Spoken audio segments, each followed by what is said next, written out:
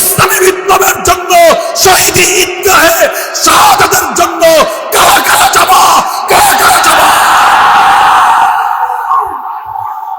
বলতে চাই, শত বছরের এই জনপদের মুসলমানদের অভিপ্রায় এবং তাদের ইচ্ছার আকাঙ্ক্ষা বাস্তবায়নে আল্লাহর কোরআনের রাজ কায়েম করবার জন্য, খেলাফত রাষ্ট্র ব্যবস্থা প্রতিষ্ঠার জন্য রক্ত দিতে হলে রক্ত দিয়ে, জীবন দিতে হলে জীবন দিয়ে, যুদ্ধ করতে হলে যুদ্ধ করে শহীদি ঈদগাহে জমায়েত হব, শহীদি ঈদগাহে জমায়েত হব।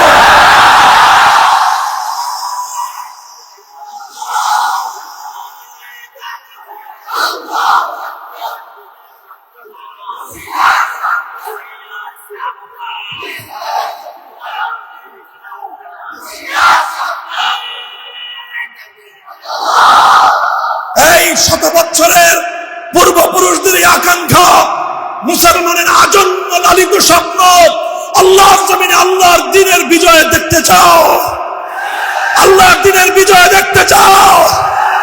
ইমারতে ইসলামী আল্লাহর দ্বীনের কেতন উঠছে, সিরিয়া শামে আল্লাহর দ্বীনের বিজয়ের কেতন উঠছে, সোমালিয়া ইসলামের বিজয়ের কেতন উঠছে। এবার শাহজালালের বাংলায় ইসলামী বিপ্লবের জন্য, শহীদি ঈদগাহে শাহাদাতের জন্য কারা কারা যাবা, কারা কারা যাবা?